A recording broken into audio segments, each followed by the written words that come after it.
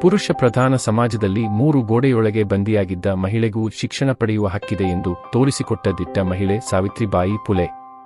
ಕೇವಲ ಶಿಕ್ಷಣ ಕ್ಷೇತ್ರದಲ್ಲಿ ಮಾತ್ರವಲ್ಲದೆ ಕುಟುಂಬದಿಂದ ಶೋಷಣೆಗೆ ಒಳಗಾದ ಮಹಿಳೆಯರಿಗಾಗಿ ಶಾಲೆಗಳು, ಅಬಲಾಶ್ರಮಗಳನ್ನು ಸ್ಥಾಪಿಸಿ ಅವರಿಗೆ ಆಶ್ರಯವನ್ನು ನೀಡಿದರು.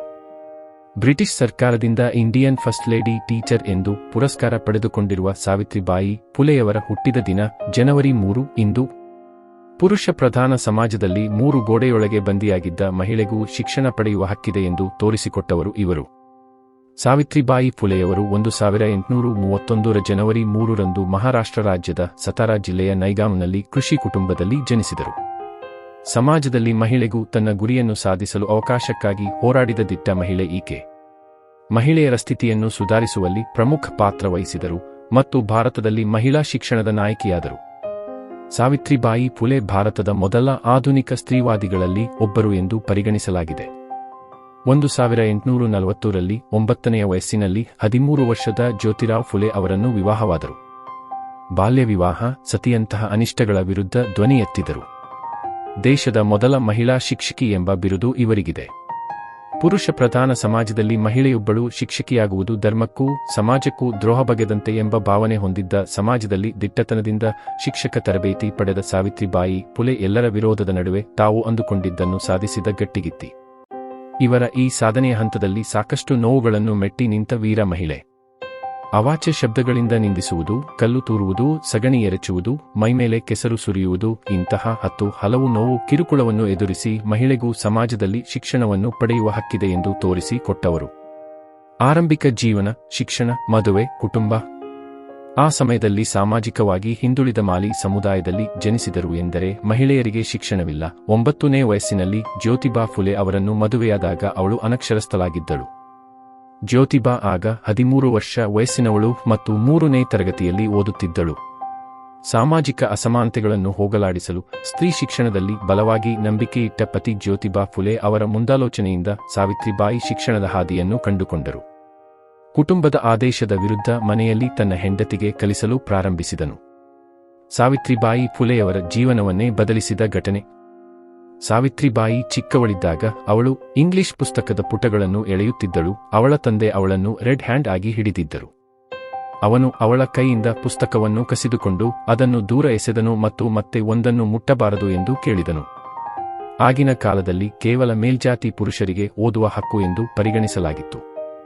ಏನೇ ಆಗಲಿ ಓದು ಬರಹ ಕಲಿಯುತ್ತೇನೆ ಎಂದು ಅಂದು ಸಾವಿತ್ರಿಬಾಯಿ ಶಪಥ ಮಾಡಿದರು. ಸಾವಿತ್ರಿಬಾಯಿ ಫುಲೆ ಜೀವನಚರಿತ್ರೆ, ವೃತ್ತಿ. ಆಕೆಯನ್ನು ಜ್ಯೋತಿಬಾ ಫುಲೆಯವರು ಪುಣೆಯ ತರಬೇತಿ ಸಂಸ್ಥೆಯಲ್ಲಿ ಶಿಕ್ಷಕರ ತರಬೇತಿ ಕಾರ್ಯಕ್ರಮಕ್ಕೆ ಸೇರಿಸಿಕೊಂಡರು. ಅವಳು ವಾಸ್ತವವಾಗಿ 2 ಶಿಕ್ಷಕರ ತರಬೇತಿ ಕಾರ್ಯಕ್ರಮಗಳಲ್ಲಿ ತನ್ನನ್ನು ಸೇರಿಕೊಂಡಳು. ಅಮೆರಿಕನ್ ಮಿಷನರಿ ಸಿಂಥಿಯಾ ಫರಾರ್, ಅಹಮದ್ನಗರ ಮತ್ತು ಪುಣೆಯ ಸಾಮಾನ್ಯ ಶಾಲೆಯಲ್ಲಿ. ಸಾವಿತ್ರಿ ನಂತರ ಭಾರತದ ಯಾವುದೇ ಶಾಲೆಯ ಮೊದಲ ಮಹಿಳಾ ಮುಖ್ಯೋಪಾಧ್ಯಾಯಿನಿ ಮತ್ತು ದೇಶದ ಮೊದಲ ಮಹಿಳಾ ಶಿಕ್ಷಕಿಯಾದರು. ಆಕೆಯ ಜನ್ಮದಿನವನ್ನು ಮಹಾರಾಷ್ಟ್ರದಲ್ಲಿ ಬಾಲಿಕಾ ದಿನ್ ಎಂದು ಆಚರಿಸಲಾಗುತ್ತದೆ. ಅವರು ಆ ಸಮಯದಲ್ಲಿ ಕ್ರಾಂತಿಕಾರಿ ಸ್ತ್ರೀವಾದಿಗಳಲ್ಲಿ ಒಬ್ಬರಾಗಿದ್ದ ಸಗುನ್ಬಾಯಿ ಅವರೊಂದಿಗೆ ಪುಣೆಯ ಮರಾಠವಾಡದ ಬಾಲಕಿಯರ ಶಾಲೆಯಲ್ಲಿ ಕಲಿಸಲು ಪ್ರಾರಂಭಿಸಿದರು. 1851ರ ಹೊತ್ತಿಗೆ ಸಾವಿತ್ರಿಬಾಯಿ ಫುಲೆ ಮತ್ತು ಜ್ಯೋತಿಬಾ ಪುಣೆಯಲ್ಲಿ ಹೆಣ್ಣುಮಕ್ಕಳಿಗೆ ಮಾತ್ರ 3 ವಿಭಿನ್ನ ಶಾಲೆಗಳನ್ನು ನಡೆಸುತ್ತಿದ್ದರು. 3 ಶಾಲೆಗಳು ಸೇರಿ 150ಕ್ಕೂ ಹೆಚ್ಚು ವಿದ್ಯಾರ್ಥಿನಿಯರು ದಾಖಲಾಗಿದ್ದರು. ತನ್ನ ಪತಿಯೊಂದಿಗೆ ಅವರು ವಿವಿಧ ಜಾತಿಗಳ ಮಕ್ಕಳಿಗೆ ಕಲಿಸಿದರು ಮತ್ತು ಒಟ್ಟು 18 ಶಾಲೆಗಳನ್ನು ತೆರೆದರು. ಅವರು ಅತ್ಯಾಚಾರ ಸಂತ್ರಸ್ತರು ಮತ್ತು ಗರ್ಭಾವಸ್ಥೆಯ ಸಂತ್ರಸ್ತರಿಗಾಗಿ ಬಾಲಹತ್ಯೆ ಪ್ರತಿಬಂಧಕ ಗೃಹ ಎಂಬ ಆರೈಕೆ ಕೇಂದ್ರವನ್ನು ಸಹ ತೆರೆದರು. ಸಾವಿತ್ರಿಬಾಯಿ ಫುಲೆಯವರ ಕೃತಿಗಳು. ಕಾವ್ಯ ಫುಲೆ ಕಾವ್ಯ ಅರಳಿದೆ, ಭವನಕಾಶಿ ಶುಭೋಧ ರತ್ನಾಕರ ತಮ್ಮ ಭಾಷಣಗಳ ಸಂಪಾದಿತ ಕೃತಿ ಕರ್ಜೆ, ಸಾಲ, ಪ್ರಬಂಧ. ಪತಿ ಜ್ಯೋತಿರಾವ್ ಜೊತೆಗೂಡಿ 1848 ರಿಂದ 1852ರ ಅವಧಿಯಲ್ಲಿ 14 ಶಾಲೆಗಳನ್ನು ತೆರೆದರು. ಇವರ ಈ ಸಾಧನೆಯಲ್ಲಿ ಅವರ ಪತಿಯು ಸಂಪೂರ್ಣ ಸಹಕಾರವನ್ನು ನೀಡಿದ್ದರು. ಇವರ ಈ ಸಾಧನೆಗೆ ಬ್ರಿಟಿಷ್ ಸರ್ಕಾರ ಭಾರತದ ಮೊದಲ ಶಿಕ್ಷಕಿ ಪ್ರಶಸ್ತಿಯನ್ನು ನೀಡಿತು. ಇವರ ಮುಖ್ಯ ಗುರಿ ಹೆಣ್ಣಿಗೂ ಸಹ ಸಮಾಜದಲ್ಲಿ ಸಮಾನವಾಗಿ ಬದುಕುವ ಹಕ್ಕು ನೀಡುವುದು. ಕೇವಲ ಶಿಕ್ಷಣ ಕ್ಷೇತ್ರದಲ್ಲಿ ಮಾತ್ರವಲ್ಲದೆ ಕುಟುಂಬದಿಂದ ಶೋಷಣೆಗೆ ಒಳಗಾದ ಮಹಿಳೆಯರಿಗಾಗಿ ಶಾಲೆಗಳು, ಅಬಲಾಶ್ರಮಗಳನ್ನು ಸ್ಥಾಪಿಸಿ ಅವರಿಗೆ ಆಶ್ರಯವನ್ನು ನೀಡಿದರು. ಜೊತೆಗೆ ಸಮಾಜದ ಕೆಲವೊಂದು ಕಟ್ಟುಪಾಡುಗಳು ಅಂದರೆ ಬಾಲ್ಯ ವಿವಾಹ, ಸತಿ ಸಹಗಮನ, ವಿಧವೆಯರಿಗೆ ಕೇಶಮುಂಡನ ಮುಂತಾದ ಸಾಮಾಜಿಕ ಅನಿಷ್ಟಗಳ ವಿರುದ್ಧ ಧ್ವನಿ ಎತ್ತಿದ್ದ ದಿಟ್ಟ ಮಹಿಳೆ ಇವರು. ಸಾವಿತ್ರಿಬಾಯಿ ಫುಲೆ ಜೀವನಚರಿತ್ರೆ, ಸಾವು.